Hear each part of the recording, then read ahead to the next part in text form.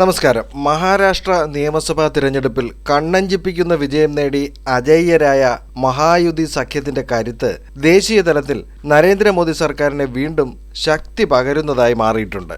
ലോക്സഭാ തിരഞ്ഞെടുപ്പിൽ BJPയുടെ തേരോട്ടത്തെ പിടിച്ചുകെട്ടിയതിന്റെ ആത്മവിശ്വാസത്തിൽ നിയമസഭാ തിരഞ്ഞെടുപ്പുകളെ നേരിട്ട ഇന്ത്യ സഖ്യവും കോൺഗ്രസും ആകെ അമ്പരന്ന് നിൽക്കുകയാണ്.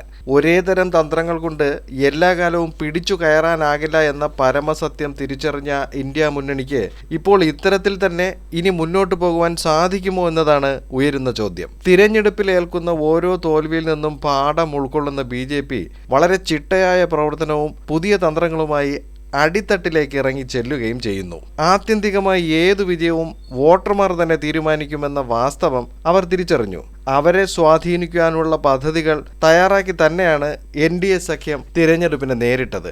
കഴിഞ്ഞ കാലഘട്ടം വരെ നരേന്ദ്രമോദിയെ ഉയർത്തിക്കാട്ടി നടത്തിയ പ്രചരണങ്ങൾ മാറ്റി ജനങ്ങൾക്കായി ക്ഷേമ പദ്ധതികൾ പ്രഖ്യാപിച്ച് അതിന് വേണ്ട രീതിയിൽ പ്രചാരണം നൽകിയതാണ് മഹാരാഷ്ട്രയിലും ജാർഖണ്ഡിലുമുണ്ടായ തിരഞ്ഞെടുപ്പ് ഫലം ചൂണ്ടിക്കാണിക്കുന്നത്. ക്ഷേമ പദ്ധതികൾ അവതരിപ്പിച്ച രണ്ട് സർക്കാരുകൾക്കും തുടർഭരണവും ലഭിച്ചു. ഈ അവസ്ഥയിൽ BJP മുന്നണിയെ തകർക്കുക എന്ന രാഹുൽ ഗാന്ധിയുടെയും സംഘത്തിന്റെയും ലക്ഷ്യം ഇനി അങ്ങോട്ട് നീണ്ട സ്വപ്നമായി തന്നെ തുടരുന്ന അവസ്ഥയാണ് വന്നിരിക്കുന്നത്. NDAയെ വെല്ലാൻ കോൺഗ്രസും ഇന്ത്യ മുന്നണിയും ഇനിയും പുതിയ അടവുകൾ പയറ്റേണ്ടി വരും. സഖ്യകക്ഷികളെ വേണ്ട രീതിയിൽ പ്രയോജനപ്പെടുത്തിയ തന്ത്രമാണ് BJPക്ക് ലഭിച്ച മിന്നുന്ന ജയം.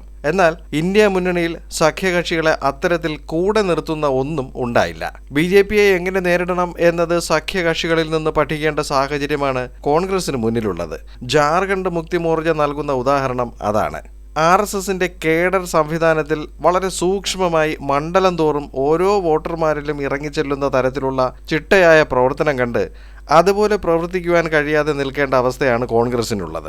നിയമസഭാ തിരഞ്ഞെടുപ്പുകളെ BJP എങ്ങനെ നേരിടുന്നു എന്നത് കണ്ട് അന്താളിച്ച് നിൽക്കുകയാണ് കോൺഗ്രസ്. ഇനി അടുത്തതായി നടക്കുവാൻ പോകുന്ന ഡൽഹി നിയമസഭാ തിരഞ്ഞെടുപ്പിനെ നേരിടുവാനുള്ള വലിയ ഊർജ്ജമാണ് BJPക്ക് മഹാരാഷ്ട്രയിൽ നിന്നും ലഭിച്ചിരിക്കുന്നത്. മഹാരാഷ്ട്രയിൽ മോദിയെ ഗുജറാത്തി എന്ന നിലയിൽ അവതരിപ്പിച്ചതും അംബാനിക്കും അദാനിക്കും എതിരെ നടത്തിയ ആക്രമണങ്ങളും രാഹുൽ ഗാന്ധിയെയും കോൺഗ്രസിനെയും തുണച്ചതുമില്ല. അത് BJPക്ക് നൽകുന്ന ആശ്വാസവും ഒട്ടും ചെറുതല്ല.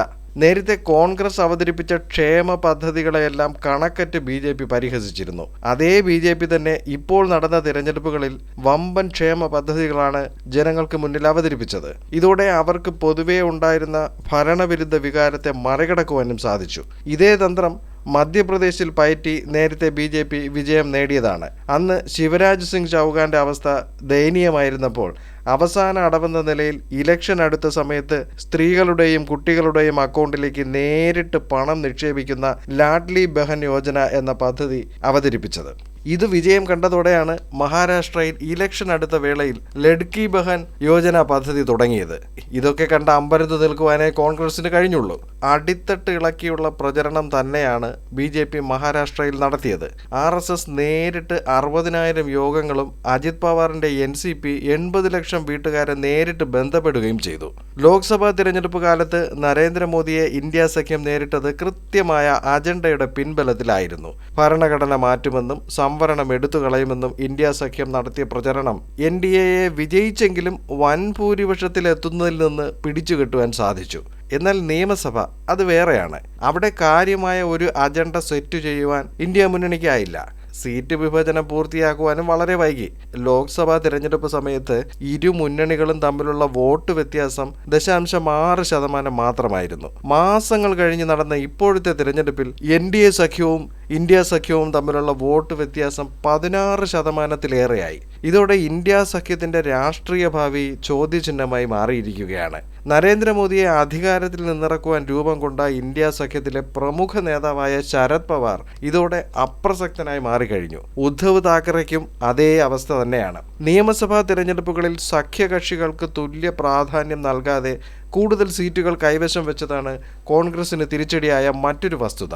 എന്നാൽ BJP അതെല്ലാം മറികടന്ന് വളരെ നേരത്തെ തന്നെ വോട്ടർമാർക്കിടയിൽ ഇറങ്ങുകയും ചെയ്തു. കുറച്ചു മുൻപ് ഹരിയാനയിൽ നിന്ന് കിട്ടിയ കനത്ത തോൽവിയിൽ നിന്നും ഒരു പാഠവും പഠിക്കാതെയാണ് തൊട്ടടുത്ത് വന്ന മഹാരാഷ്ട്രയിലെ തിരഞ്ഞെടുപ്പിനെ കോൺഗ്രസ് നേരിട്ടത്. ഹരിയാനയിലും മഹാരാഷ്ട്രയിലും നേതാവാകുവാൻ കോൺഗ്രസ് നേതാക്കളുടെ തമ്മിലടിയും തിരഞ്ഞെടുപ്പ് പ്രചരണങ്ങളെ ബാധിച്ചു. വോട്ടിംഗ് യന്ത്രത്തിലെ തിരിമറി എന്ന ആരോപണം വീണ്ടും കോൺഗ്രസ് ഉയർത്തുന്നുണ്ടെങ്കിലും അത് എത്രത്തോളം വിജയകരമാകുമെന്നതിലും അവർക്ക് ഒരു പ്രതീക്ഷയില്ല.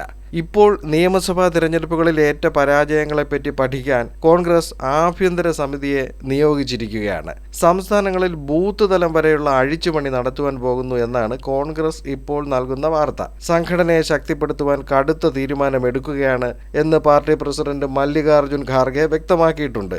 ഐക്യമില്ലായ്മയും പരസ്പര വിരുദ്ധ പ്രസ്താവനകളും കോൺഗ്രസിന് തിരിച്ചടിയായ സംഭവങ്ങളാണ്. ഇങ്ങനെ പഠനവും അഴിച്ചുപണികളും കൊണ്ട് വീണ്ടും ശക്തി പ്രാപിക്കാമെന്നാണ് കോൺഗ്രസിന്റെ പ്രതീക്ഷ.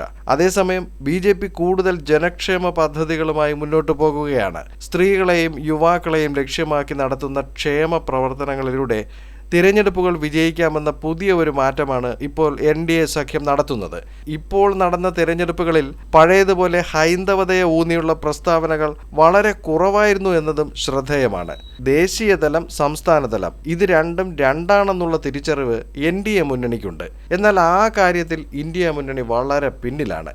ഓരോ സംസ്ഥാനത്തിലും മുഖ്യ സ്വാധീനമുള്ള കക്ഷികൾക്ക് അർഹിക്കുന്ന തരത്തിലുള്ള പ്രാധാന്യം നൽകി തിരഞ്ഞെടുപ്പുകളെ നേരിടുക എന്നതാണ് NDAയിൽ നിന്നും ഇന്ത്യ മുന്നണി ഇനി പഠിക്കേണ്ടത്. ഇനി അടുത്ത കാവിലെ പാട്ട് മത്സരത്തിൽ കാണാമെന്ന് പറയും പോലെ ഡൽഹി, ബീഹാർ തിരഞ്ഞെടുപ്പുകൾ മുന്നിൽ വരികയാണ്. അതുകൂടി കയ്യിൽ നിന്ന് പോയാൽ പിന്നെ ഇന്ത്യ മുന്നണിയുടെ നിലനിൽപ്പ് തന്നെ അപകടത്തിലാകും. ഇതിനിടെ വയനാട്ടിൽ നിന്നും പ്രിയങ്ക ഗാന്ധി പാർലമെന്റിൽ എത്തിയതിന്റെ സന്തോഷത്തിലാണ് കോൺഗ്രസ്. ഇനി അങ്ങോട്ട് കടുത്ത പരീക്ഷണങ്ങളിലൂടെയായിരിക്കും ഇന്ത്യ മുന്നണിയുടെ യാത്ര. മറ്റൊരു വീഡിയോയിൽ മറ്റൊരു വിഷയവുമായി വീണ്ടും കാണാം. ചാനൽ സബ്സ്ക്രൈബ് ചെയ്യുക. വീഡിയോയ്ക്ക് ലൈക്ക്, കമന്റ്, ഷെയർ എന്നിവയൊക്കെ നൽകുക.